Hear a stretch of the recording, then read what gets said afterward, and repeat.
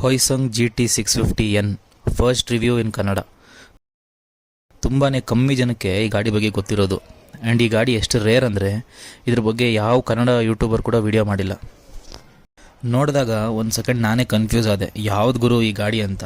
ಆದರೆ ನೋಡ್ತಾ ನೋಡ್ತಾ ಅರ್ಥ ಆಗಿದ್ದೇನೆಂದರೆ ಇದು ನಮ್ಮ ಕಿಚ್ಚ ಸುದೀಪ್ ಅವರು ಮುಸ್ಸಂಜೆ ಮತ್ತು ಮೂವಿಯಲ್ಲಿ ಯೂಸ್ ಮಾಡಿದ ಗಾಡಿದು ಕ್ಲೋಸೆಸ್ಟ್ ಕಸಿನ್. ಬೂತ್ ಕನ್ನಡಿಯ ಹುಡುಕಿದ್ರು ಈ ಗಾಡಿ ಬಗ್ಗೆ ನೀಟಾಗಿರೋ ಡೀಟೇಲ್ಸ್ ಸಿಗಲಿಲ್ಲ ಗುರು. ಇನ್ನು ಯೂಟ್ಯೂಬಲ್ಲಿ ಕನ್ನಡ ಬಿಡಿ ಯಾವ ಭಾಷೆಯಲ್ಲೂ ಕೂಡ ವೀಡಿಯೋಸ್ ಇಲ್ಲ ಗುರು. ಎಲ್ಲ ಒಟ್ಟುಗೂಡಿಸಿದ್ರೆ ಒಂದು 10ರಿಂದ 15 ವೀಡಿಯೋ ಕೂಡ ಸಿಗಲ್ಲ. ಸೊ ಈ ರೇರ್ ಮಷೀನ್ ಬಗ್ಗೆ ನನಗೆ ಗೊತ್ತಿರೋ ಇನ್ಫಾರ್ಮೇಷನ್ನ ನಿಮಗೆ ಕೊಡ್ತೀನಿ. ಬಿಫೋರ್ ದಟ್ ನೀವಿನ್ನೂ ನಮ್ಮ ಚಾನಲ್ನ ಸಬ್ಸ್ಕ್ರೈಬ್ ಮಾಡಿಲ್ಲ ಅಂದರೆ ಈಗಲೇ ಸಬ್ಸ್ಕ್ರೈಬ್ ಮಾಡಿ. ಆ್ಯಂಡ್ ಈ ಥರ ರೇರ್ ಬೈಕ್ಸ್ ಆ್ಯಂಡ್ ಕಾರ್ ವೀಡಿಯೋಸ್ನ ಇಷ್ಟಪಡೋ ನಿಮ್ಮ ಫ್ರೆಂಡ್ಸ್ಗೆ ಶೇರ್ ಮಾಡಿ. ಮೊದಲನೇದಾಗಿ ಈ ಗಾಡಿನ ತೊಗೊಂಡಿರೋ ಪುಣ್ಯಾತ್ಮಂಗೆ ಒಂದು ದೊಡ್ಡ ನಮಸ್ಕಾರ ಗುರು. ಯಾಕಂದರೆ ಈಗಿನ ಕಾಲದಲ್ಲಿ ಒಂದು ಬಟ್ಟೆ ತೊಗೊಳಕ್ಕೂ ಕೂಡ ಜನ ರಿವ್ಯೂ ನೋಡ್ತಾರೆ. ಅಂಥದ್ರಲ್ಲಿ ಈ ಗಾಡಿ owner 2013 without any knowledge about the bike ಒಂದೊಳ್ಳೆ ಬಜೆಟ್ ಫ್ರೆಂಡ್ಲಿ ಸೂಪರ್ ಬೈಕ್ ಬೇಕು ಅಂತ ಈ ಗಾಡಿನ ತೊಗೊಂಡ್ರಂತೆ. 2013 ಬರೋಬ್ಬರಿ 4.5 ಲಕ್ಷ ಕೊಟ್ಟು ಈ ಸಾಹಸಕ್ಕೆ ಕೈ ಹಾಕಿದ್ದಾರೆ. ಬಟ್ ಅವ್ರಿಗೆ ಬಂಡ್ ಧೈರ್ಯ ಹೆಂಗೆ ವರ್ಕೌಟ್ ಆಯಿತು ಅನ್ನೋದಕ್ಕೆ ಪ್ರೂಫೇ ಈ ಗಾಡಿನ ಇವತ್ತು ನೀವು ನನ್ನ ಚಾನಲಲ್ಲಿ ನೋಡ್ತಾ ಇರೋದು. ಹೊಯ್ಸಂಗ್ ಮೋಟರ್ಸ್ ಆ್ಯಂಡ್ ಮಷಿನರಿ ಅನ್ನೋದೊಂದು ಕೊರಿಯನ್ ಬ್ರ್ಯಾಂಡು. DSK ಮತ್ತು ಕೈನೆಟಿಕ್ ಗ್ರೂಪ್ ಜೊತೆ ಹೊಯ್ಸಂಗು ಇಂಡಿಯನ್ ಮಾರ್ಕೆಟ್ಸ್ಗೆ ಎಂಟ್ರಿ ಕೊಡ್ತು with limited sales and service.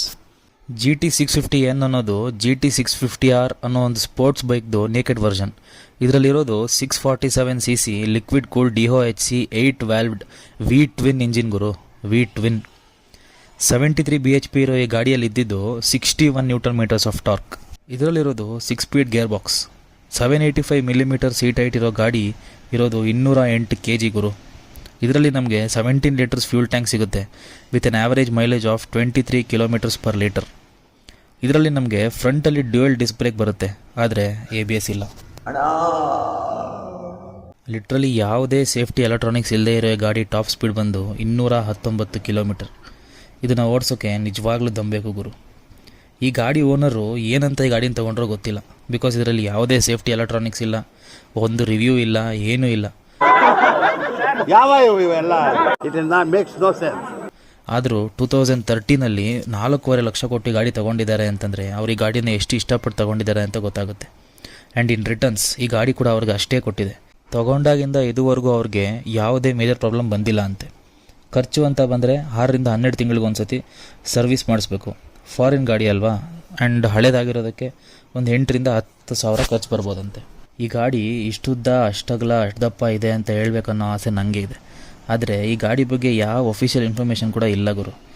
ಈ ಗಾಡಿನ ನೋಡಿದಾಗಲೇ ಟೇಪ್ ಇಸ್ಕೊಂಡು ಅಳತೆ ಮಾಡೋಣ ಅಂದ್ಕೊಂಡೆ, ಬಟ್ ಸುತ್ತಮುತ್ತ ಟೇಪ್ ಕೊಡೋರು ಯಾರೂ ಇರಲಿಲ್ಲ.